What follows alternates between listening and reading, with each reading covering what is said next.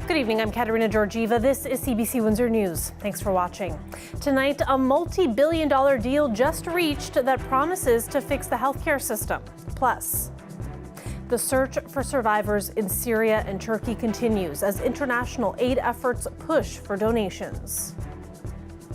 This bingo hall temporarily closes its doors after thieves bust through the side with an excavator. And a look back at the Ambassador Bridge blockade and the mark it's left on the city. Let's start with healthcare tonight. Prime Minister Justin Trudeau is pledging nearly $200 billion to fund and reform Canada's healthcare system. The Prime Minister revealed the details at a meeting with the country's 13 premiers today. The meeting was short, just a couple of hours, so the premiers didn't have time to dig into the details of the federal proposal, and there were no negotiations. CBC's Marina von Stackelberg has the initial reactions of the provincial and territorial leaders. Canada's premiers have an offer on the table from Ottawa. The provinces and territories provide health care, but the federal government helps pay for it. Now it's offering to spend more. But the premiers say they're disappointed with the proposal. There wasn't a lot in the way of new funding that is a part of this package that has been put together by the federal government. And so, I think to say the least, I think we were a little disappointed at that. The proposed deal is this. The federal government will increase health funding by $196 billion over the next decade. That includes $46 billion in new spending. Some is coming right away. Ottawa will immediately send $2 billion with no strings attached. That's to help premiers fix urgent issues like packed children's hospitals, emergency departments, and long surgery wait times. Ottawa also promises to up the amount it spends through the Canada Health Transfer for the next 5 years. That's the large chunk of money it sends provinces and territories every year to pay for health care. We just received that proposal today. There's a lot of details within that proposal. We've only had it for a couple of hours, and we want to ensure that we have the time to go back to our individual areas across the country, our provinces and territories, and make sure that we see what does that really mean for our areas. Ottawa is also offering a total of $25 billion for individual deals with provinces and territories to address their unique healthcare needs. But to get that money, premiers must promise to spend it on their healthcare systems, not something else. And they must use it for priority areas. Increase family doctor access, deal with procedure backlogs, support mental health, and improve how provinces collect and share health data. There is also $4 billion in new money to increase personal support worker wages and tackle Indigenous health issues. It is more money than it was yesterday. The provinces and territories have been asking Ottawa for years for more money for their healthcare systems. So the premiers say they plan to meet not within the next few months or weeks, but days to decide what to do with the offer so money can start flowing soon. Marina von Stackelberg, CBC News, Ottawa. Canada is sending $10 million in initial relief funding to Syria and Turkey after yesterday's powerful earthquake. The number of dead has now risen to 7,200, and that number is expected to climb higher. Here in Windsor, a relief fund is rapidly growing. The Windsor Islamic Association has now raised $35,000. The group will be sending the money to the hardest hit areas. Right now, international search and rescue teams are flooding into those areas to help. Abby Kukadasan has more on the day's developments.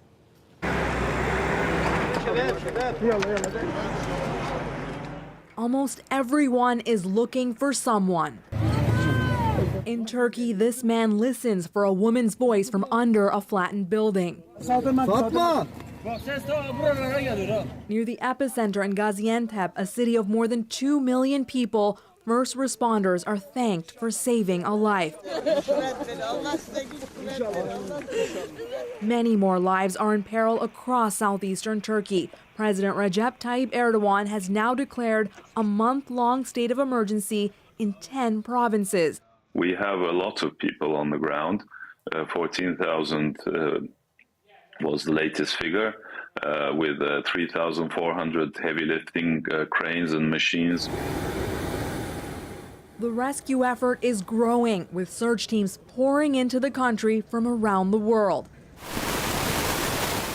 For those who've been lucky enough to escape being buried under toppling buildings, now finding they have no homes to go to while facing freezing temperatures.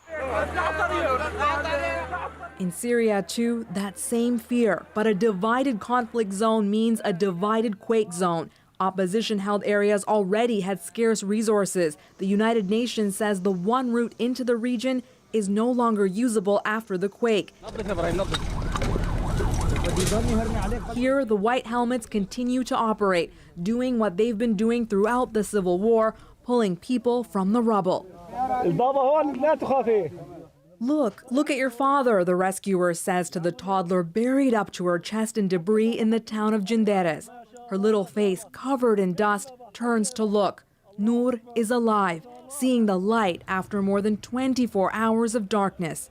The white helmets say there are thousands more to be saved. We know as the time passes, we lose people. It's bigger than us. It needs international efforts. But there is concern the Assad regime, set on gaining back lost territory, may prevent aid from reaching opposition-controlled areas where more than 4 million people face a looming humanitarian disaster. Abby Kwadas in CBC News, London. It's been exactly 1 year since the start of the Ambassador Bridge blockade. The protest lasted days, halting international trade, shutting down traffic, and splitting Windsor at Huron Church. It's left a lasting mark on this city. And 12 months later, industry players and residents of the area reflect on how the blockade impacted them both then and now. This was the scene. Flags, demonstrations against COVID restrictions and the government, cutting off the Ambassador Bridge artery for 7 days. We're just doing this to stand for the Charter of Rights. After 2 years of lockdowns, if this is something that pisses you off, it needed to be done. Give us our freedom back. If you want to take a shot, take a shot. If you don't mandate it for our jobs. We are here today not just for a small protest. We are not leaving until this ends and we get our country back. A different sight a year later, but neighbors of the area haven't forgotten what it was like. Yeah, you remember the horns, you remember the barriers, you remember the flags and the signs and stuff like that. Yeah, it was disruptive to say the least. Personally, I don't agree with why they were protesting and things like that, but they have the right to protest. I would have liked to seen it broken up a lot quicker. Damn inconvenient. More inconvenient than any of the measures that were done during the pandemic. It's ironic that they were protesting those measures, and yet citizen on citizen, they were arbitrarily imposing on us without any reason really, to much more inconvenience than anything before for the pandemic's purpose. Mike Cardinal lives in Sandwich, but works on the other side of Huron Church. The blockade and the concrete barriers that went up for weeks after made travel tough. It really did cut off this west end of the city like a moat from the rest of the city, except for this ribbon of land near the river, and of course beyond the East Hero Expressway. It was very frustrating. The traveling was so difficult though. The Huron Church is blocked and everything is blocked on the part of this side of the city. And I had to travel all the way from the, Sandwich Street if I had to go anywhere, grocery shopping. Beyond the neighborhood, nearby businesses lost thousands of dollars in revenue at that time, especially when concrete barriers went up right after the protest, blocking some shops. It doesn't take much to lose a customer when they're used to coming here and then all of a sudden they got to go someplace else. They might not come back. And that's what bothered me the most. Ottawa committed $2.5 million to help businesses like his in the aftermath. Broader industry also took a hit. Hundreds of millions of dollars in trade halted each day, unable to cross the bridge. The auto industry, without those supplies, had to shut down production. One auto leader says the electric vehicle battery plant deal was in jeopardy, but came through, announced not long after the blockade. Invest Windsor Essex says that's an example of industry moving forward. No lingering effects for business that we're aware of, and certainly what for our individual company, of course, an organization, no lingering negative attitudes or perceptions about our region as a place to invest. But not everyone agrees. I'll tell you, every single automotive conversation I have about major new investments starts or ends with, what about the security of movement of goods across that bridge? So one of the main things that has now become part of my job is the reassurance of the security of the supply chain and the major infrastructure that gets bottlenecked through one bridge until the Gordie Howe Bridge is open, for business investments, cross-border investments that include Canada. It was Volpe's organization that filed an injunction to clear the bridge because of the impact at that time. That was granted and enforced by police. Over the course of 2 days, the protest was cleared. Vehicles were towed and at least 46 people faced about 90 charges. Some also criticized police for how long it took to clear the corridor. 6 days, 7 days was fairly quick, and no one was injured, and it was a great response. So I'm very proud of how everyone handled themselves. Over the last year, we learned Windsor police spent millions in panic buying at the time to respond to the situation. The federal government recently covered those costs, $6.9 million to be exact. The deputy chief says they're better prepared now should it happen again. We are still planning some aspects of being ready. We have a plan in place today. I'm not going to talk tactics, exactly what we would do, but I can assure you that we would have a much swifter response because we didn't know what we didn't know back then. Now we have that experience. Over the weekend, dozens of protesters gathered for an anniversary demonstration far from the bridge. Should it ever grow back into something bigger once more, like the blockade, that court injunction is still in effect indefinitely. And a new provincial bill stops anyone from impeding access to infrastructure like the bridge. But the city still wants a specific framework established with upper levels of government to sort out who would be responsible for what in similar situations. They asked for that during the Emergencies Act inquiry. The inquiry is looking into the use of the act, which came into effect after the bridge blockade was cleared, while the protests in Ottawa continued. The Prime Minister said at the time, Windsor, a big part of why it was invoked. For me, the conversations I had with our Windsor MP, Eric Kazmierczak, who was talking about the impact of the disruption of the Ambassador Bridge almost as soon as it started happening. The impact on workers in the auto sector in the Windsor area and up the supply chain through southern Ontario. The city expects the public inquiry to bring ideas of how to better protect the border in the future. Right now, residents just hope something like this never happens again. It was a week or so there where, the country was kind of held hostage by a small group of people. And, that probably shouldn't be allowed to happen. If it ever happened again, what would you think? Oh, I'm going to move from Windsor. Yeah, for sure. A Windsor police officer is currently fighting a charge related to the Freedom Convoy. Officer Jason Briscoe is accused of discreditable conduct. Last year, Briscoe donated $50 to organizers of the Ottawa convoy. He said it was to support their protest against vaccine mandates. A deputy chief told CBC News at the time that the donations indicated support for the Windsor blockade. There are 2 other police members who donated and are facing charges. Briscoe is arguing his case in a Police Service Act hearing this week.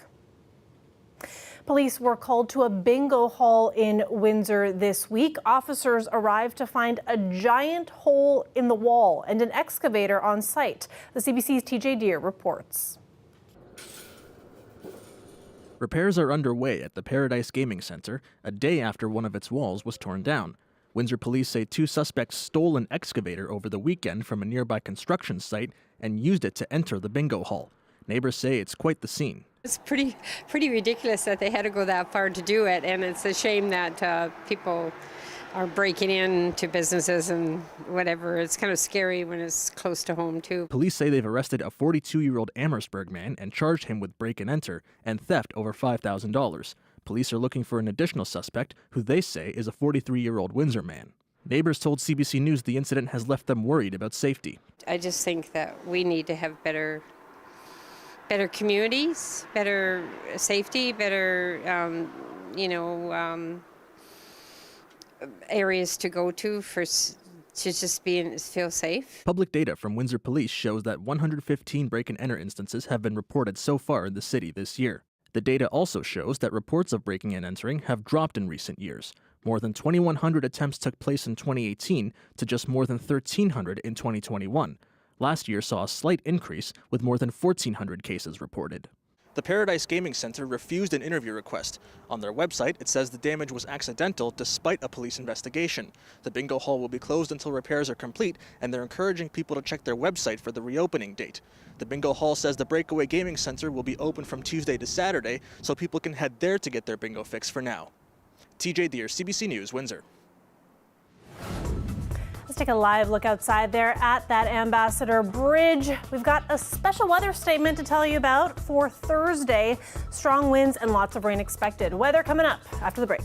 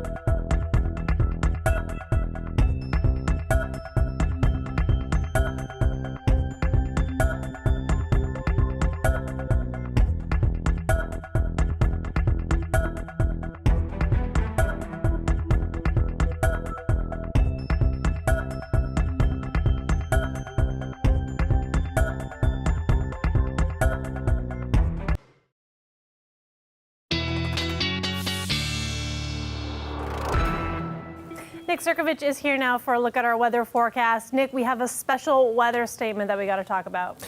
Yeah, we do. We're talking about, as you mentioned earlier on, winds, rainfall. but also warm weather as well. So I'm going to put a positive spin on it. I'm going to start with the warm weather, and we're going to get right into that special weather statement here in just a sec. Today hitting 11 degrees as promised, double digits, feeling a little spring-like. 4 degrees right now as temperatures start to come down. There's a look at currents. And this leading the system that we're talking about. Now, at the moment, cloud cover clearing out, and generally just looking at mainly sunny skies to a mix of sun and cloud as we head through tomorrow. Big picture, though, special weather statement in effect. And this is for heavy rain, 15 to 25 millimeters of rain, and I think we're going to sit right in the middle of that. And also gusty winds as well out of the southwest for 70 to 90 kilometers per hour. This all happening on Thursday, so areas along the shoreline of Lake Erie, that's going to be one to watch. Southwest winds gust about 90 kilometers per hour. Here's how the forecast plays out. Cloud cover clearing out by tomorrow. Tomorrow morning, maybe a few flurries, but generally it's going to be just dry. And then tomorrow afternoon, a mix of sun and cloud. But tomorrow night into Thursday morning, rain showers start to push in. There is a chance if temperatures in some places are just at or below the 0 mark, we'll see some very isolated and short-lived freezing drizzle or freezing rain, but quickly transitions over to rain, and actually quite a lot of rainfall at that. As the system pushes through, the rain sort of tapers off by the afternoon on Thursday, so relatively short-lived, but a lot of rain in that period, and then we get cooler temperatures sliding in. Rainfall totals in the neighborhood of about 20 millimeters of rain, basically right across southern Ontario. And this is coming with winds, especially through the afternoon hours. Wind gusts up to about 90 kilometers per hour as that system slides through. So fairly big, and I call it a winter storm system because we're in the winter, but it actually feels more like a spring system. Fairly big system to move through on Thursday. For tonight, we're looking at temperatures dipping just below the 0 mark at -1. Tomorrow up to +4 degrees, which is still above the seasonal mark. And back to double digits again on Thursday. So this is that system that we're watching. It lasts for about a day. Then the temperatures drop off again. 4 degrees on Friday, heading into the weekend. Good warm weather, but we've got to get over this little bit of a hump sort of midweek. There you go. Thanks for that, Nick. You bet. When we come back, an oral history of Windsor memories. We'll tell you about the neat project right after the break.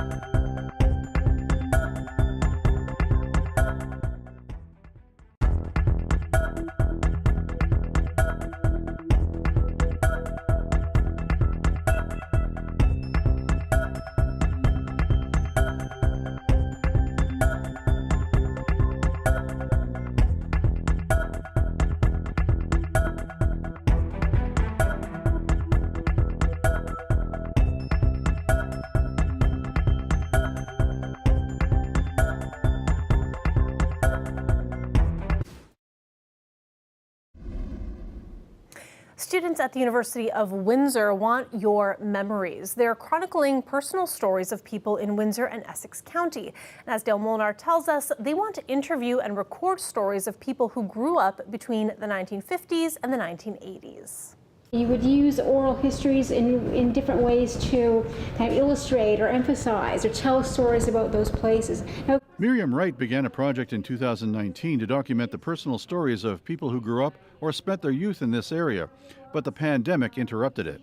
Now, this class is about to interview people who can tell their stories about their experiences if they were kids or young adults in between the 1950s and the 1980s. being a child, a young person in the 1950s and 60s and 70s, even the 1980s, is very different than it is today.